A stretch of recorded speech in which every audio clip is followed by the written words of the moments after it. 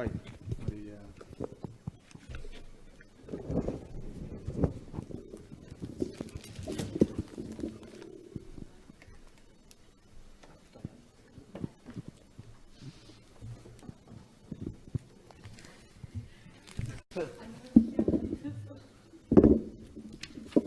Bueno, musikariak eta gaurko mainguruan parte hartuko dutenak pixka prestatzen dian bitartean, sarrerako hitz batzuk.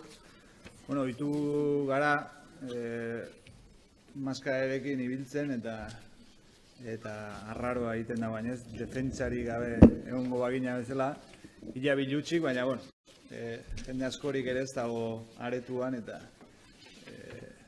bildurrak eta lotzak kenduko ditugu. Bueno, eskerrik asko, ez dakit oso ondo nora begiratu behar da, baina horratzean,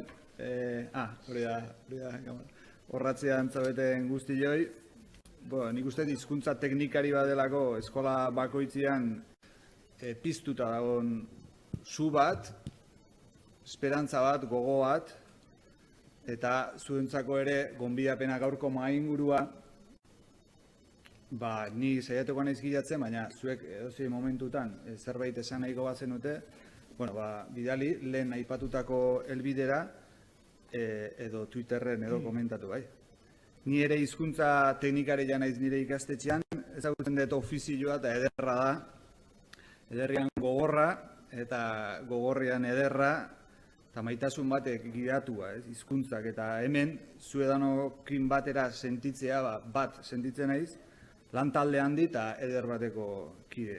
Eskerrik asko zuei eta eskerrik asko mahainguruan parte hartuko duzuen lagunei ere. Hemen 5 lagun, hitz egitekoak, eta hemen oso seguru ez dakit, etxetik nola ikusiko duzuen, baina azalduko gea, mailan momentuz 2, gero 3 matera gehituko da, musikari jakari. Eta hortik baitare. Bale, hori. Eta gero hor, alegia, 3 iztu nahituko ja hemendik, eta 2 behetik, eta gero aldatuko ditugu txandak, bai? Demora guztian, mai nagusian berdinak ez egoteatik. Zeintzuk izango ditugun gaur gurekin hemen, hor eskubitara saltzen da, edo daukazue Saloa Urain, Ibartarra, irakaslea Eibarren Providentzia Andramari ikastetxean azkeneko 20 urtetan, eta tutoria aurre hezkuntzan eta musika irakaslea lehen hezkuntzan, Kokain musika taldeko abeslaria eta 6 disko grabatuta dituzte dagoeneko. Aldamenean daukagu Asier Serrano Lasa, Eibarren jaioa eta Zarautzen bizi da, Donostiako Irale irakastegian idatzizkoaren didaktikan eta euskal literaturen irakasle, eta idazle eta musikaria, eleberrintzan, poesian, narrazioan aritua, eta hainbat taldetan lehenik eta bakarkan ere musika aritutakoa. Denak kulturgileak, titulu haupeak esaten duen bezala eta aurkezpenek argi esaten duten bezala. Eta hemen aurrian, gitarra batekin eskuan, Gariko Itzamundarain armendaritze, hori da. Egunon. Hondarribiarra, Hondarribiko Egiluze ikastetxean LH-ko koordinatzailea eta 6. mailako tutoria, beraz zuzendaritzak ere bai, koordinatzaile gisa, hizkuntza normalkuntzan 12-14 urte daramatza. Lehen galdetu diot hori dana nola egiten duen eta esplikatuko gero berak. Hobeto. Musikaria beira musika taldean, gitarra jolea, komunikazioan, produzioan egitutakoa, eta 3 disko ateriak dauzkate. Behian eserita, Ekaitz Goikotxea, Azura Barrena, Beasaindarra, eta Beasainen BH-in irakasle, DBH bat eta 2. mailan euskal hizkuntza eta literatura irakaslea. Urte askotan bertsotan aritua, bapatian eta bertsuak jartzen, transexualitatearen inguruko bertso sorta bat oinarri duen transformatzen dokumentalaren egiletako bat, eta, segure irratian ere ari da, bere arrebarekin batera, azkeneko 18 urtetan Itaka izeneko literatur saioan. Eta azkenekoa gelditzea eta aurkezteko, Maider Zabalegi, Oiartzuarra, eta bera ere, gitarra eta guzti etorri zaigu, Aleitz eta Maider taldearekin 3 diska atera eta orain bakarka edo Maider Zabalegi izenarekin beste 2 diska ere argitaratu ditu.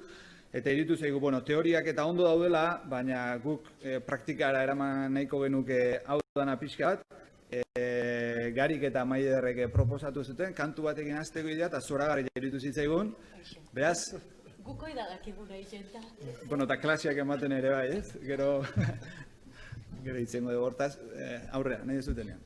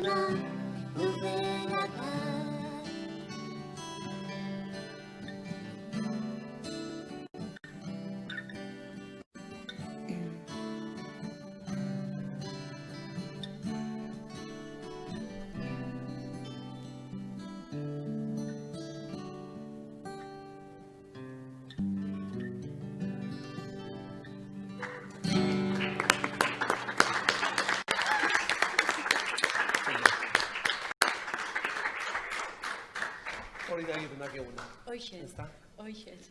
Bueno, askoa dakizuen egiten, batez ere, musikaren bidez, transmititzen dialako gauza asko, ez? Nik uste lehen Iratxek aipatu dituen gauza asko, sentimenduak, bizipenak, elkarrekin kantatzen eta jartzen gehalako, askotan hitzek, baino, ez hitzei musika jarri eta hori dana transmititu daitekelako, ez?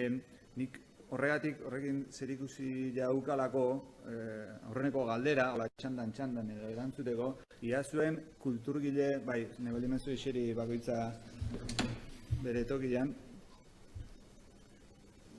ia kulturgile kondizio hori gehienak, zate musikariak, edo idazliak, kantariak, edo bertsolariak ere bai, baina ia zuen kulturgile, bai, bora, mesedez gari, ia zuen kulturgile kondizio hori eramaten dezuten klasera. Gitarrarekin eta mikroarekin juten zarete klasera komila artean baldin bada ere. Ekaitz, igual hasiko izi. Bueno, egunon, eta eskerrik asko.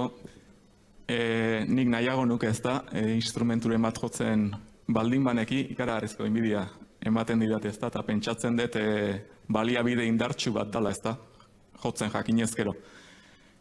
Baina bertso zalea naiz, bertsoak jartzen ditut eta aldiro ez eramaten ditut bertso jarriak, beste norbaite jarritakoak, nik neuk jarritakoak ere bai, aforismoak ere idazten ditut, oso gustoko ditut eta klaseak girotzeko eta hasierako minutu txo batean edo arbelean jarri besteren aforismoren bat, neureren bat, eta beti sortzen da ez, izpidea hortik eta lehen Iratxek esan duenaren aritik, askotan nork idatzia den esan beharrik ez dago ez, kitzikapen bat edo liluraren bat sortzen baldin badu, berez galdetzen dute ez, norena den bertso sorta, nork idatzia den aforismoa eta nik badet joera, nik egiten dedan hori, pasioz egiten dedan hori, gelaratzekoa eta kutsatzen saiatzekoa eta aldela beraiek ere sortzaile bihurtzekoa.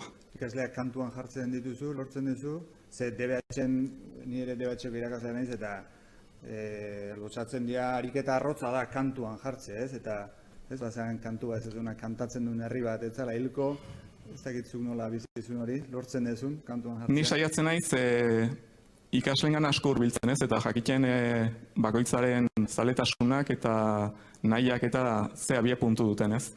Eta orain lehenengo eta bigarren DBH-en musikan eta trebatzen oraintxe ez, ari dira ikasletako asko, baino 13-14 urtez Nafarroan aritu nintzen, batez ere DBH laugarren mailan, batxilergoan ere bai, klaseak ematen eta hor beste trebetasun batzu dituzte, eta nik neuk gitarrarik jotzeko trebetasunik ez dudan arren, gitarra bat beti egoten zen ikasgelan. Eta orduan ikasleek beraiek sortutako lanak edo idazlantxoak edo etxean edo klasean bertan musikatu egiten zituzten eta denboratxo bate pasatu ondoren, musikatuta ez, jotzen zituzten edo besterik gabe irakurri eta beste norbaitek atzetik musika jozez. Zederra ez da maider klasean gitarra bat egotia ikasleek jo alizateko? Dudi gabe. Nik pixkat horren arira ez, nik adibidez nire lana ez dut imaginatzen musikari gabe, hau da, ez musikari gabe eta ez gitarrai gabe. Nik urte asko haurrezkuntzan lan egin izan duet, azken urteak daramazkit bai DBH-en eta bai zigeletan lanian. Eta eske txiki-txikitatik hasita konturatzen naiz, azkenean, beti aipatu izan du da, ez kultura bat benetan matxatzen ikasten baezu, hizkuntza hori ere matxatzen ikastezula, oso lotuta dago orduan. Aurrekin, nik urte asko oihartzunen eman ditun eta horregia da burbuila bat zala ez, hau da, denak euskaldunak zian, eta edozein ipui, edozein antzerki, bere ala sartzen zian ipuian, nire realitatea hasi zen, handi kilometro gutxitara moitu nintzenean ez, horeretara. Eta hor niretzat izan zen, benetan konturatu nintzen zenbat baliabide falta zitzaizkidan aurroien gana gerturatzeko ez, eta hortxe konturatu nintzen berehala, zeintzan nire baliabide edo benetan nire arima izango zen ez, eta izan zen musikaren bidez. Eta orduan, hor aurroiekin komunikatzeko hizkuntzak laguntzen ez zuen ez, topatu horri izan duen beste hizkuntza mota batzuk, gorputz espresioa, antzerkia, ipuia kontatzeko beste modu batzuk, gehiago gestikulatzen eta musika. Eta DBH-en ere, karo hizkuntzarena da borroka konstante bat. Eta konturatzen naiz, askotan edozein klasen erdian gitarra hartu, kantu bat abestu, eta da izugarria ze lotura eta ze konexio lortzen zuen bere ala beraiekin, ze irrika sartzen zaien. Eta hau zein da, eta eske da baliabide ikaragarria, bai. Gari, lehen hezkuntzan, itzeziazu, 6. mailan tutore, Bai, hori da. nola bizi dezu hau? Ba, antzeko egia esan. Antzeko, ez dut imaginatzen musikari gabeko bizitzarik eta hezkuntzarik ere ez. Esan nahi dut lehen, Iratxek oso ondo aipatu du matematikan, nik azterketak eta egiten diztuenean beti jartzen dugu musika, eta ez dut imaginatzen bizidezun zerbait nola komunikatu musikari gabe. Azkenean, kultura hitza zaigia denbora guztian hitz egiten, nik kultura zuzenean emozioekin lotzen dut, orduan hori da gakoa, nola pasa emozioak, nola pasa guk euskeraz bizi ditzaten besteen emozioak. Azkenean nik uste dut gurea transmitituz. Orduan, nik bizi ditudan historia guztiei edo bizitzako zei, beti jartzen dit musika, eta guzti hori transmititen saiatzen naiz. Oso pertsonalak izan daitezke, eta hitz egiten dugu doluari buruz. Iratxik lehen oso ondo aipatu duen bezala, egunerokotasunari buruz, 6. mailan ja, 5. mailan ikuspegi kritiko bat sortzen, eta aitzakia bezala musika eta euskal musika. Egia da, nire bezalako ikastetxe batean, ikasle egiten duten autua, eguneko, zerako izu, 80 gutxinez, libre uzten baituzu gaztelaniazkoa edo ingelesezko aukeratuko dutela. Zuk esan duzu bezala, ez dakit zenbat urte normalkuntzan, hizkuntza normalkuntzan, lehenengo aldiz aurreko urtean libre uzten diegu inauteriko dantzarako abestia, esaten da tipiko eskoletan aukeratzea. Aurreko urtean lortu nuen euskaraz esatea lehenengo aldiz. Nik ez nun lortu, zorionez, eta musikari askoren kontra jun daitekena esango dut, baina azkenean goazen telesailarekin lortu nun. Egia da, herri batzutan edo segurtatzea ikuspuntutik ikustea, nire ikasleek esaten dute, oain abestu duguna bestia, goazenekoa dela, ez da maiderrena. Edo, baina bueno... Garrantzitsua da, entzutea eta zaletzea. Hori da. Orduan, egiten ditugun ekintza ludiko, divertigarriak, sentimentuarekin lotu nahi ditugun guztiak, denetan musika dijoa, denetan komunikazio dijoa, sare sozial eta teknologia berriak ere uztartzen ditugu hortikan, baina betiko duda da, planteatzen ditugun ariketen iraungitze data. Hori izaten da beti gure betiko erronka. Hasten dira, oso gustora hasten dira, baina badu hor, euskaran lan egiten dugun eta ideia berri guztiak planteatzen ditugun momentu guztietan gertatzen den bezala beti muga bat iristen da eta gastatu egiten da. Orduan, aurten berriro gator euskaraldia, gurean euskaraldiak indarra handia edukizun, espero dugu bigarrenen olatuak, COVID-arekin bezala indarra gehiago gitzea. Inbertsua goiz. Aberrola dan. Baina azkenean hori da, sentimentua hurbildu, azkenean gitar jole bezala, musikari bezala, gitarra hartzen dugu momentuan ikustu dira hori transmititzen degula, ez dakigu besterik egiten. Osa, lehen esan dugu ez dakigula besterik egiten, da benetan esaten dugu, irakaslea gea, baina gitarra hartzen dugu momentuan, ja ez dakit musikari gehan, ara irakasle gehiago, eta hortik transmititzen. Hori bai, iparra nik oso garbi daukat. Euskera dala, euskeraz bizi gea, euskera sentitzen dut, euskera sortzen dut, bai? Eta nik uste dut hor egin behar dela indarra. Euskeraz bizitzen nola, bai? Nola, jarraituko dugu. Guztion igualtak amatera behar. Ze moitu zeizu zuri, bestiak entzun ondoren, edo zu nola bizi ezu? Konturatu naiz hau eri entzuten, hori dakagula eman komunian, gure pasioa dela, ez? Azkenian barruan dara magun zerbait da, ez? Eta lehen, Iratxe komentatzen zeban bezala ze politxa dan emozio horiek eta hori bizitzia gure barruan. Eta igarri egiten zaigu, hitz egiten dugunean, jata dirdira bezala dakago, ez? Como pasioa dara morokua. Bai, gainera, esatera, ez guk beste ez dakigu, beste zer ez dakigu egiten. Baina, puntu hortara ino. Bai. Nik txikiagoekin egiten dut lan aurre hezkuntzan eta lehen hezkuntzan 4. mailan arte. Eta, bere alde oso politak dituz, azkenian dana emoteko eta dana jasotzeko prest daude hortxe momentuan, ez? Nik uste dut gure kasuan irakasle bezala erreferente batzu gara larri eta garbiak, ez? Orduan, gu erreferente garen enean, gure pasio hori isladatzen saiatzen gara, nahi gabe batzutan gainera. Osea, gurekin bat dator, ez? Gero ia hor, nahi eta egiten dituzun gauza asko dituzu, baina zurekin nahi gabe datorren zerbait da. Ni horrekin oso ardualte bilinez momentu kontu askotan, zenik utzot emozioen inguruan eta sentitzearen inguruan eta guzti horren inguruan utxune handia ditugula umeekin. Eta horik lan handia egiten ari gara, baina nik ez dakit gure garaiko jende, ni barruan sartzen naiz, hor utxune handia zeuden ere hezkuntza mailan eta hori joan gero pilatzen umeen gana, baina hor utxuneak ikusten ditut. Gertatzen zait adibidez, lehen hezkuntzakoekin, laugarren mailakoekin. Lanean aritu gara, orain kurtso hasiera honetan, kurtso hasiera hain saio honetan gainera niretako, nik uste bat emozio pila bat genituela hor barenatuta bai, konfinamenduan egon ginen, kurtsoa erdian gelditu zen, nire hor dira handiak zen ere guzti horreri nola emon irtenbide bat kurtso hasiera horretan.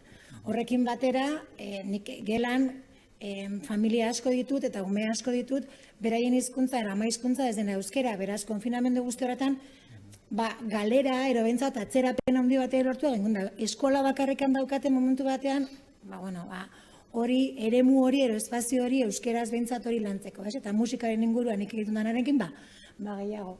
Eta egiten genuena, okurritu zitzaidan bainez, pasioak pixkat eraman da, eta nik bizi zenuenakin beraiekin konpartitzeko, esaten nian behitxu, nire dizuet ipini, konfinamendu garaian, zelan sentitzen nintzen pixkat, eta orduan, bakizue musikarian aitzera, eta orduan musikara biltzen duela, besti bat ero beste, hobeto sentiarazteko, ero triste ipintzeko, ero zerbait olakoa egiteko, ez?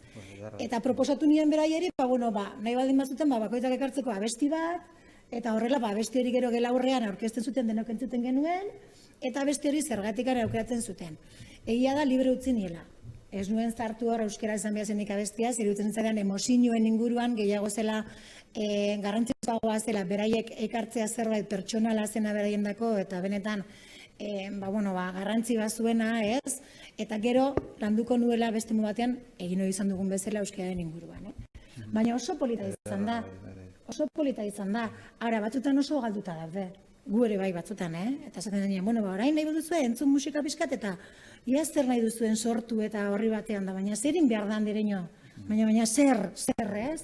Eta hor galduta gaude, eta nik uste dut, aban komunean dugula pixkatxo bat hori, ez? Pasio hori eta nahi izan hori pixkat, mundu hori transmititzeko, eta hor ere nik uste dut garantzia hor dagoela, ez? Euskal kulturaren tradizio horretan, transmisio horretan, pasio hori ipini behar dugu transmititu alizateko, beste gauza askoren artean, baina, printzipioz hori. Beste galdera bat hemen kultur ondarea nola transmititu, baina nik uste dut pixkat erantzuten nahi gehala hori, baina xerriri pixkat galdera zailagoa. Ze hemen entzuten nahi dean asko esango dute bai, baina gitarra jotzen ez dakigunok zer, edo bertsotan ez dakigunok zer, edo nola ez, zerbait bururatzen. Beste tresnaren bat, triangelua ero marakak ero izatzekotan. Ez, guztiz konforme, berek esan dutenakin ez. Gainera, irakasleak ez dakit eredu izan behar duen, baina bai bere esperientziak, bere bizipenak eta partekatzeko norabaiteko adorea izan behar du. Jakin egin behar du ikaslei, aurrei, gaztei, nerabei, begietara begiratzen, ez? Eta askotan aipatzen du, ez, norbere pasioak, norbere lotzak eta intimitateak plazaratzeko leku egokia dela eskola, ez? Eskola ez bakarrik lau pareta horiek, ez? Eta sortzen duen ambiente horrek eta sortzen den une hori. Gizakiak badu behar bat, oihu egiteko, ez? Eta irakaslearen lana, hori izan behar du, oihu hori oihartzun izatea, bere ikasleentzat, ez? Itxumutil ero itxunezka izatea, bai? Berak jaurtitzen duen oihu hori izan dadila bestera batera interpretatua, ez? Berari kanpotik, ero bestera modu batera etorri zaion oihartzun hori, berak oihu bihurtu eta jarrai dezala. Azken finean kulturan ikustu gauza bizi bat dela. Iraganetik etorri daitekena, baina forma eman behar diogu, ez? Eta forma hemen eta gaur eman behar diogu, ez? Eta hemen eta gaur eskola da. Hizkuntza eta hezkuntzaren mundu hori. Pasioak, emozioak, aipatu dira hitz horiek kulturaren bidez lortu genezak, lortu genitzaken gauzak edo transmititu genitzakenak, sortzaileak sortzea ote da gure helburua ere. Euskerak baditu sortzaile on asko, horiak galdetegitan eta galdetzen danean ez, eta ikasleen pertzepzioa bada euskal kulturgileak ez dituztela ezagutzen, azteko eta ezagutzen baldin badituzte, beti ere badagoela karga txiki bat edo, gainuntzeko kulturen azpitik edo daukatenaren pertzepzioa, baina euskarak behar ditu sortzaileak, guk ere helburu hori jarri beharko genioke gure buruei eskoletara eramateako. Sortzaileak sortzea ere ote da helburu? Baietz esango nukenik, lehen esan dudan moduan gure lana ikasleen begiradak identifikatzea da, ez? Identifikatzea eta beraien gaitasun horiek goratzea. Orduan nik uste duena da, ez ditugu produkzioan sortzaileak sortu behar, baina bai eredu izan da, iradoki, jaso beraien. Azkenean, nik uste dut kultura badela partekatzeko kontu bat, ez? Bada kode bat, bada konbentzitzea, bada zubi bat, ez? Eta zubi hori egoki izan behar du. Nik entzuten bazaitu zuk entzidazu ni. Orduan, hor badago, albo bietako kontu bat, ez? Nik uste dut, opariak horretarako izaten direla, ez? Kultura bada opari eder bat, eta nik uste dut hori dela, ez? Entzun egin behar dugula, gehiago entzun beharko genukela ikaslearen begira da hori, jaso. Garik baietz dio. Bai, erabat ados nagoz. Batez ere nik momentu honetan ez dakit zure hitzak bezain ondo kokatuko ditudan nireak, ze oso ondo hitz egiten duzu. Baina ari nintzen ere zigarren maila ikusten, eta nik 25 sortzaile dauzkat. Esan duzu sortzaileak sortu behar ditugunarez, nik badauzkat, sortzaileak badauzkat. Orain, sortzaile horien barneko historiak zein kanporatzen bakoitzari irakatsi behar diet. Hori da, nik sentitzen duan lana. Nola? Hori da irakatze bakoitzak bere gela aztertu, sentitu eta feedback hortan, zuk esan duzuna joan etorri hortan, sortzen den erlazioa da. Nola erakutsi diot bati, asteburutan atxona mona hiltzaionari, ze formatutan kanporatu behar du bere sorkuntza. Zer sorkuntza bat, azkenean.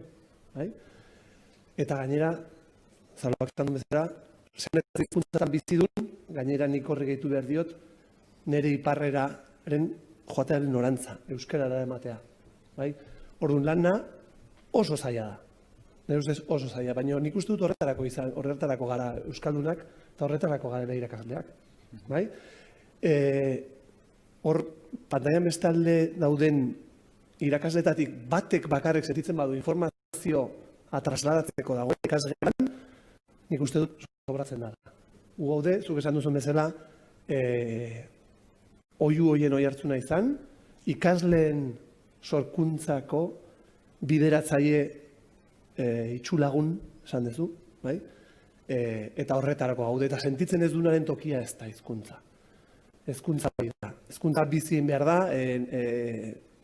egunero farre egin behar da, egunero negarra egin behar da.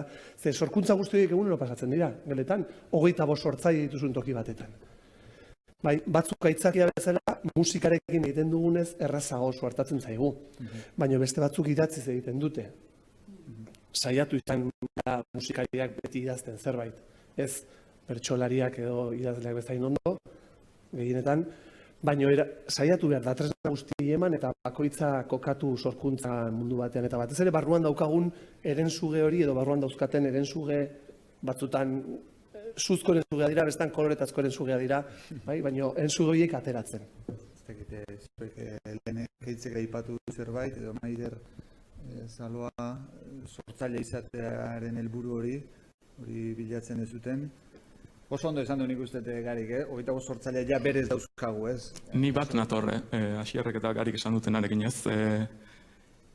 Argi izan behar duguna da, sortzailetzat zer dugun ez buruan.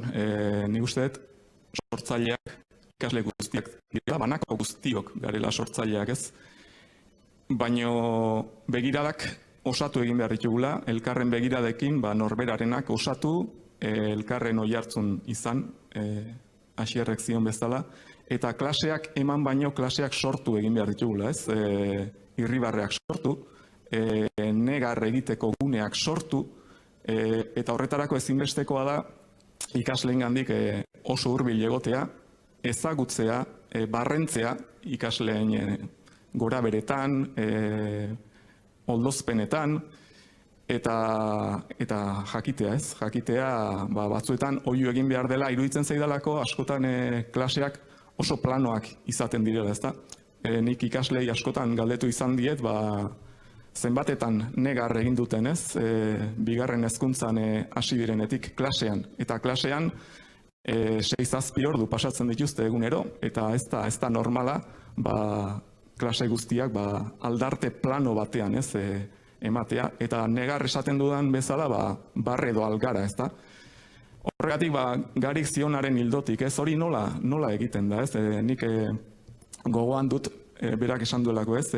Amona edo aitona hiltzaion ikasle bati, barruak askatzen nola lagundu, ez? Nola sortu giro hori. Gogoan dut, ikasle baten amona hil berritan, klasean Bizkaira lantzen ari ginela, Asier Serranoren kantu bat jarri niela klasean, amamari idatzitako kantua, eta ikasletako askok negarrez, ez? Negarrez erantzun zioten jarritako kantuari berari, ez? Emozioietatik. Eta ikasi zutena, iruditzen zait, asko izan zela, eta oso ederra, ez? Euskalkia lantzeaz gain, gerora Asier Serrano nortzen, eta norden, jakiteaz gain, azken batean bizipenak eraman gintuen horretara, ez? Oso ondo sentitu ziren, oso gustora, barruak askatzeko bidea aurkitu zuten, gerora nork bere amonari barrutik idazteko modua ikusi zuten, eta berez etorri zen galdetzea, kantari hori nor da. Bikaina, parentesi bat, berez tokatzegu lekuz aldatzea, eta ez dakit... Ni arki nago. Ez dakit, hemen mintzate arki gaude, etxetatik, edo eskoletatik, edo ondo ikusten nahi baldin badia, baietz esaten diate, orduan, audientzia iotzen nahi da. Ondo. Saloa, Maider, ez dakit sortzaileen inguruan zerbait gehitzeko gaukazuen? Nik bai. Guztizado sortzaileak danak direla eta garela, eta nik uste dut utxune handia berdetan gote honi izan dela urte askotan sortzaile horretan balorazio batian. Osea, ondo da sortzaile izatea, ondo dago izan zaite sortzaile eta zureari balore bat emaiozu, ez? Eta hori nik uste dut sortzaile garen guztiok sentitu izan dugula, nire bai bintzat, gure hasieretan, geroretan, orain ere bai askotan, ez? Askotan ez dakazula zure buruarekin, gogoeta, galdera, bronka pila bat dituzu, gauza asko dituzulako baloratzen, eta aurrera jotzen dezakizer. Hori ere prozesuaren parte da, ez inot ez, Baina gero euskal kulturaren transmisioaren inguruan delako horretan, sortzaile garen horretan, eta gure aurrak ere eskolan sortzaile diren horretan, badago beste gauza bat niretzat ere garrantzizkoa dela, ez? Euskal kultura nola daukagun. Transmisioaren barruan nola dagoen ere ikusi beharko dugu, ez? Eta horrek zer eragiten dit, sortzaile moduan eta euskal kulturarako sortzaile moduan, kultureragile moduan, ez dut uste bezik izan dugunek. Benetan nahiko gaizki egon dela asunto guztia. Orain are gehiago ikusten dut. Guzti honekin gertatzen adinarekin begira nola dagoen kultura, ez? Non utzi den, non gelditu den, eta nola dagoen momentuan. Bera, zer ikusten dut, pasioa dugun, hemen behintzat bost, sortzaile gaudela irakasle lanetan, eta ez dinot ez dago nahi bata bestearekin, Osea, ni ere gustora irakasle lanetan eta sortzaile lanetan. Baina hor ematen ditugu gauza asko, eta hor sartzen ditugu gure lan asko, eta gure pasio bat, behar bada, bizi ezin dugulako beste modu batean, irakaskuntzan isladatu dugu.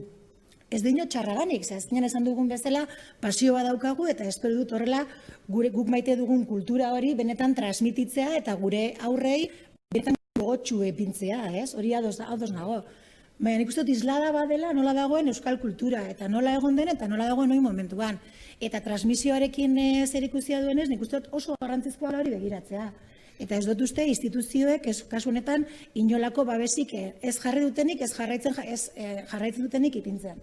Euskal Herri mailan nik uste dut kriston lana egon dela modu ez instituzionalean kulturaren inguruan, batez ere nik musikaren inguruan ezagutzen dut, eta horretan ez dakat inongo dudarik. Eta, klaro, hor gauza asko daude, eta hori nahi dugu transmititu, baina jende askoren ez da iritsi. Eta ikustarazi egin behar dugu, eta hori gehiago emakumeon kasuan. Osea, nik nire txikiekin eta nagusiagoekin ez dakate ideari pez.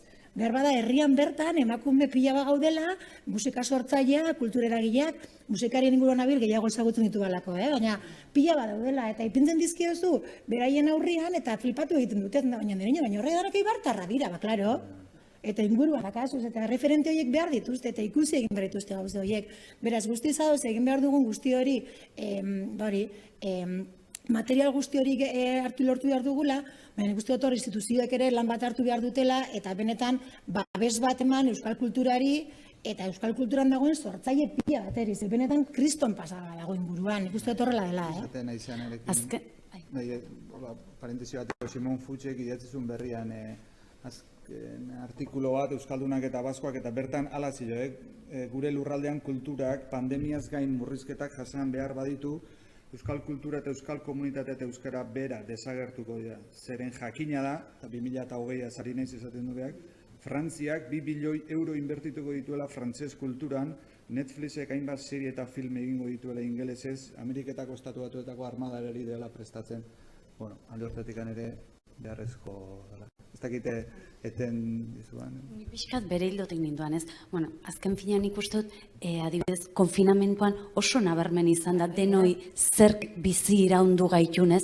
Hau da, etxean aurro ditugunak, haitu geha antzesten, haitu geha musika entzuten, haitu geha kantuak, bueno, inditugun ekintza gehienak kulturaren inguruan muitu dira. Irakurri, bueno, aldiz, ni harrituta gelditu nintzen, harritutako milen artean ikusi nituen sailburuak gauza batekoak, bestekoak, aldiz kulturakoa, azken momentura arte, etzan apenas agerturein. Orduan, niri oso esanguratsua iruditzen zait, ez? Orduan, nik uste dut horrek, azkenian historionek eginduna izan da pixka bat, izer horren puntia, pues hortzen, gabezi guzti hauek hortxe zeunden oso aspalditikan, azkenian ze baldintza bizi ditugu musikariok, ensaio pila bat, kontzertuak ze baldintzetan, kontratuak. Bueno, nik horren inguruan hausnarketa egiten dut, gero komentatu dana ere unibertsitateetan, hau da, niri zerpentsatu asko mateit, irakaskuntzan gabiltzanotatik, oso jende gutxik Imanol Urbieta bat, aurrezkuntzan gabiltzanok, ez dugu ezagutzen. Orduan, esaten dut, niretzat hor, utxune izugarria badago ere irakasleok ikasten egeanean fakultatetan ze jasotzen dugun, ez? Eta gero nik ikasleekin ere askotan galdetzen dute, baina euskal musika etzai gustatzen, ez? Asko ikasle askoren handi, batxiegoko ikasle askoren handik entzutea hori. Eta horrengo galdera, baina ezagutzen duzu? Zer dagoen ere, ezagutzen dugu? Ez asko lotzen dute tradiziozko musikarekin ere bai, bueno, gaur egunez horren beste, baina oraindik batzutan bai, niri bentsa gertatzen zaite, esan nahi dut, gauza asko gaur egungo, esan nahi dut, beste rollo batekoak eta bai raparekin ez dituzte ezagutzen. Ez dakite euskeraz daudenik askok eta askok. Eta nik uste hor dagoela ere egin behar handia transmisio horretan. Osea, badagoela aukera eta beraieri ikustarazti jendea egiten dagoena erreferente bezala beraiek ere ikusteko euskeraz, naiz eta beraiek beste musika gustoko bat izan, musika dana delakoa, badagoela aukera hori espresatzeko eta adirazteko eta egiteko, ez? Akaso euskara oraindik ere Sagardo eta Erromeri usai batzutan ikuste dut pizkatxo bat, bai. Azkenean ikustet, nik oso gogoan daukat, eta ez da urte asko, 20 urte, ni trikitixan munduan hasi nintzenean, nik oso gogoan daukat nire lagunak lotxatu iten ziala. Hau da, trikitixa lotzen zalako pixka bat, ez jakintasunakin, baserri giro horrekin. Ni batzutan gaur egun, oraindik zalantzan jartzen dut, euskal musika eta berak inguratzen duen kultura guztioi, ez dakit ze zentzuta, baina ez ote dugun pixka bat, zerbait, ezkorra edo, hau da, jonik aurrekin nire etxean euskal musika entzun dugu pila bat, irakurri, euskal literatura, aldiz aurrei mugikorra pasatzen diedanean kotxean Bluetooth bidez jartzeko, euskal musika jartzen diatena, izango da, 5 3, beste bilak, dia despacito eta holako kantuak. Orduan hor, nire buruan askotan zalantzan jartzen dut, esaten dut, nun dago akatsa itxena egeana. Esaten dut, ni nire seme alabek bi gurasoak euskalduna baldin baituzte euskeraz, primeran iten dute, baina gero bai musikan eta dituzten zaletasunak, ez badia, esaten dut, gurasoak erdaldunak dituztenak, Hor, nik uste dut, baloratu behar da ere bai, zu esan duzu, aukeratzen dituztela euskaldunak ez dian abestiak. Nik duda handia ditut aukeratutakoak diran, ala inposatutakoak diran. Zuk, momentu honetan etxetea buelta egiten dugunean, etxea buelta egiten dugunean irratia jarriko dugu, eta nire pantailatxoan agertuko dira 40 kanal eta 2 izango dira euskeraz.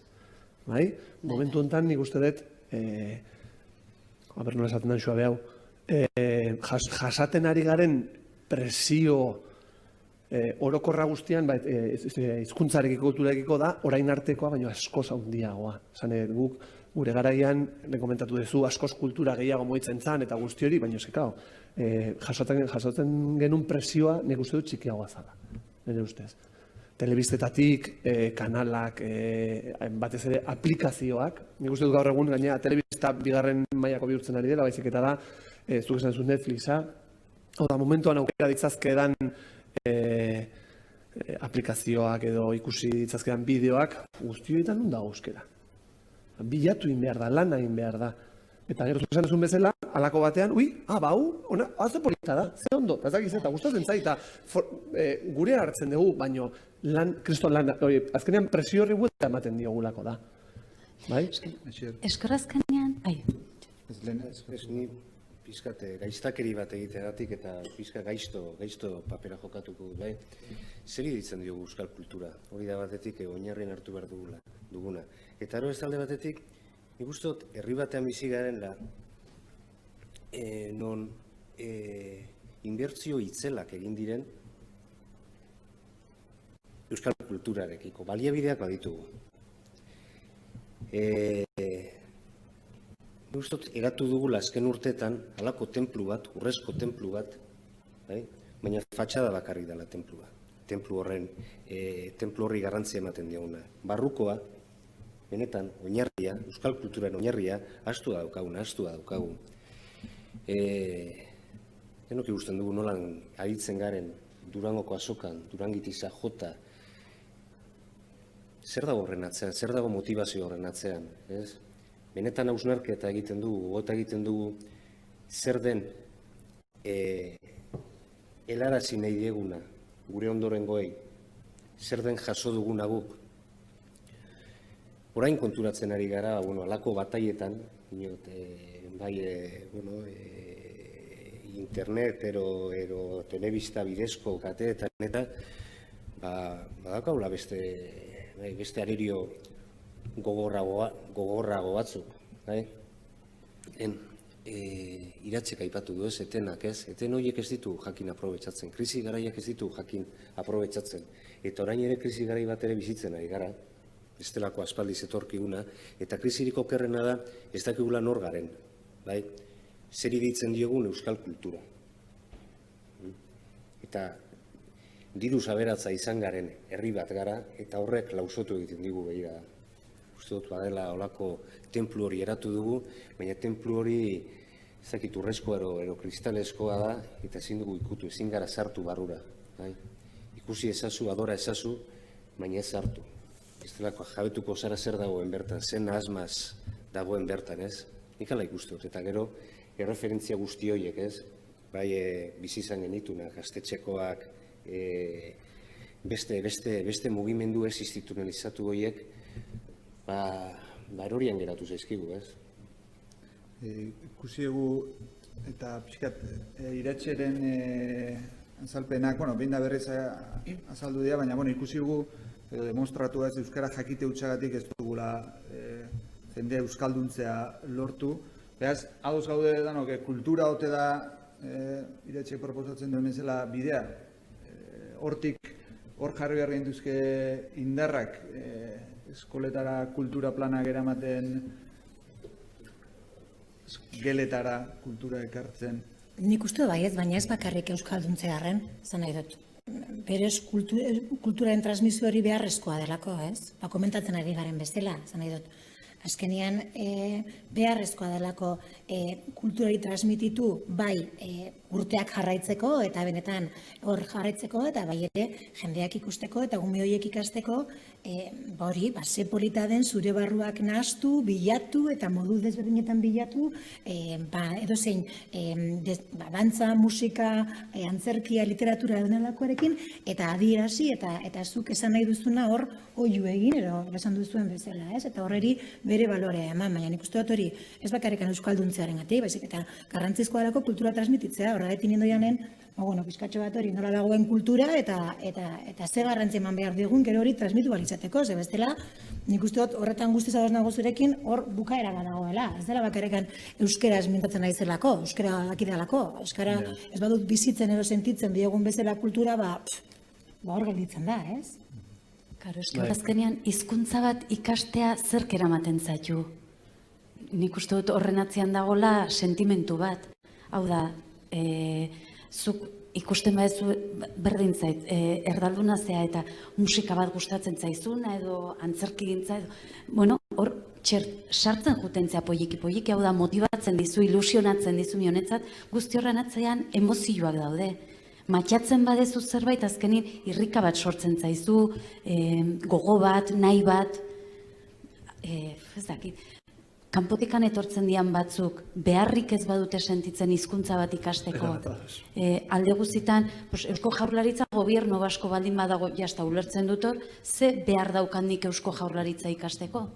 Ez dakat motivazioik, ez dakat nahikoa dakate eguneroko lana bilatziakin, hasiko dia hizkuntza bat ikasten, aldiz, beraien aurrak zerbaitek sortzen badia irrika bat, gogo bat, nahi bat, igual hor...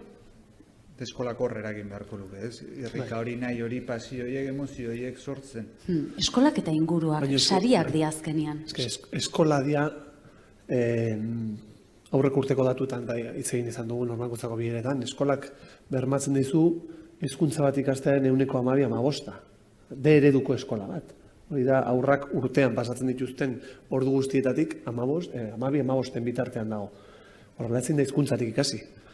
Nire ustez, bi gako daude erabat garbi eduki behar ditugunak. Eta da, aisialdiaren barruan kultura eta kirola. Kirola, ariketa fisikoan edezu guztia. Eskolak garantizatuko dizu, bermatuko dizu, 12 hortan, euskal ingurune batean egongo zarela, ez euskeraz ikasiko duzunik. Ze batzuk esatute ez, bi alduzazu D eredura euskera ikasteko. D ereduak ez dizu garantizatzen inundik inoen euskera ikasiko dizunik, eta inglesare ez, garbi dago. Baina, klabea hor dago, lauterdietatik, lauak eta 31-tik aurrera, nora doaz ikasleak, edo musika, edo dantza, edo aisialdia, kirola, guzti horretan ere eraginen behar da, eta hor, beharra sortu behar da Maiderrek dioen bezala. Beharra sortu behar da. Zeren, COVID-aren rollorekin lotuta, eta zuk etxean, aipatu duzun bezala, dena kulturarekin lotutako ekintzak egin dituzuela, etxean sartu ginenean, denak hasi ginen, edo kantatzen, edo abesten, edo dantzatzen, edo kirola egiten, ez da aipatu gaur, baina beste alderdia hori da. Zergatik, direlako bi alderdi gure emozioak dantzan jartzen dituztenak, eta oihu egiteko aukera ematen digutenak. Oie dia bi ardatzak. Orduan, eskolak beste behin, eta horrelako eskaparate batean, esan behar du, eskola bakarrik ez da gai. Eskola bakarrik ez da gai. Kalea behar dugu, behar ditugu langile guztiak, aisialdietako langileak, musika eskoletako irakasle, dantza eskoletako irakasle, eta eragile guztiak, atzean gelditu ziren gaztetxetakoak, orain dauden gazteleku batzuetakoak, eta guztiak baino klabea beharra sortzea da. Ez da behar, aireportua eta azpian aeropuerto jartzea, ez da behar hori aeropuerto eta simbolitoa denak ulertzen duten nik uste dut.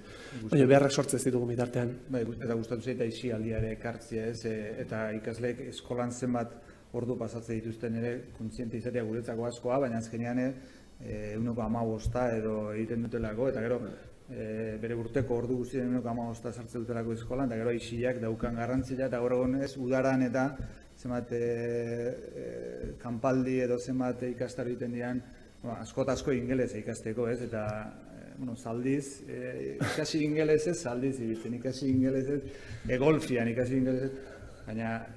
Zaldia ingelesa bada, igual zaldiak ingelesez ez dakiten niko. Euskara ikastetxean bakarrik jasotzen duten entzako hori bada guztoko bat. Ekaitz, lehen, sumatu zerbait esan egin? Bai, pixka bat, aisialdiaren garrantzia, ez da? Baina iruditzen zaite eskolatik bertatik lan asko egin dezakegula aisialdi hori elikatzeko. Ez dakit, bertsozaletuz, antzerkira hurbilduz ez, neska mutilak, eta behin esparru zoru hori ikastetxean 6-7 orduan lantzen baldin bada, goxatzen baldin bada lur hori, beti ere errezago egingo dute ez da, aisialdian bertso eskolara, antzerki tailerretara, musika eskolara, nik uste dut hor lotura zubilan hori oso garrantzitsua dela, ez? Lauterdiak arte gurekin daude eta gero pasatzen dira beste gune batera, ez? Nik uste hartu eman hori, zubilan hori garrantzitsua dela eta eskolatik ere eragin behar dugula, hortan ez, kulturatik, erakartzen, goxatzen, ikusgarri egiten, gero aisialdian ze aurki dezaketen, euskeratik eta euskeraz. Komunitate baten parte sentituko dialako horrela ez. Bai, nik hor beste gauza bat, badakit horrela dela, baina zuri entzuten pentsatzen eban. Eta nik uste dut horratzek aldean ere, kulturaren transmisioan ere badagula arazo bat, hezkuntza berak ze garrantzi ematen dion kulturari. Esan nahi dut, zenbat ordu dira musika, plastika, eta hori gaur egun kriston lana egiten ari garela, nire barne ipiniko naiz, irakasle askok dinamika eta askoz ere pedagogia desberdinak erabiltzen eta gauza asko egiten, baina eta guztiz, nik uste dut umeek ulertzen dutela hori, musika eta dantza dela aisialdia. Ez dela zerbait benetan hain garrantzizkoan ere bizitzan. Eta hor uste honek dagoela, lehenengo errua ero puntua, gero guzti honek daramaten gaituena guzti honetara. Ez dakit, hori ere ikusten dut. Beraientzat ez da garrantzizkoa, niri ere gertatu zait. Niri ere askotan zaten didatea, hori izko egiten duzu zure denborari berean. Hobi bat duzu. Bai, ez da garrantzitsua, gero, bigarren hizkuntzan eta askotan, nota da garrantzitsua. Hori da.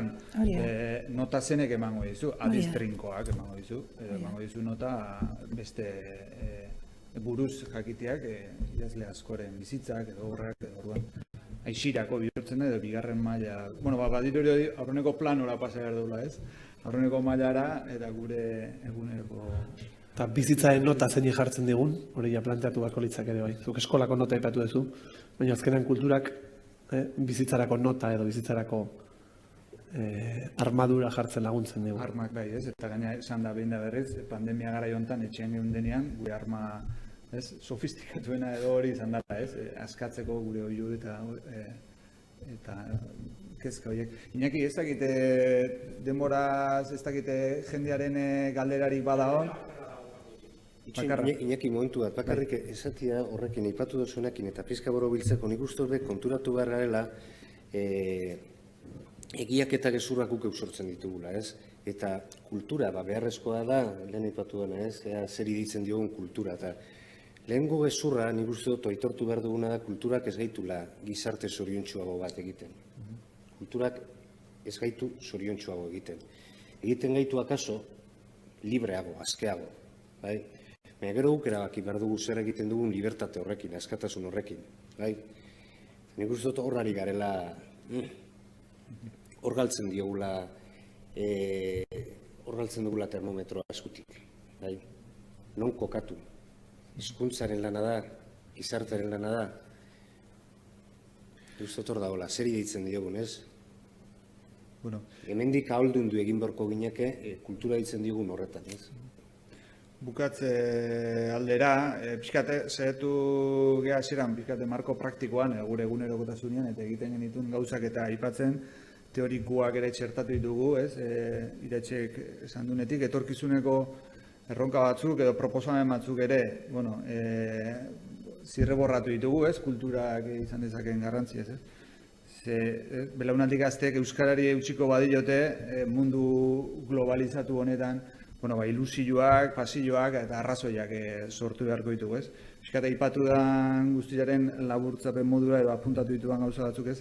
Komunitate baten parteide sentitu araziz, euskara erabilgarri eta erabili beharreko ere izan araziz, transmisioarena, ez? Beraiek eta ondorengoak transmisio baten katebegi direla ere barneratzea, erakartzen dituzten kultur eskaintzekin gozatzea ere bai, ez? Hola, laburtuko nuke lau zertzelaetan, inor zerbait esan nahi badu edo saretik... Bai, daukat kenduta. Hartu mikrofonua, Iñaki, igual. Nunbait, galderaren bat badago, orduan... Bai, galdera bakarra dago. Ados nago ikasgelan, zein jantokietan, zein edonon, sortzaile zinguratuta gaudela.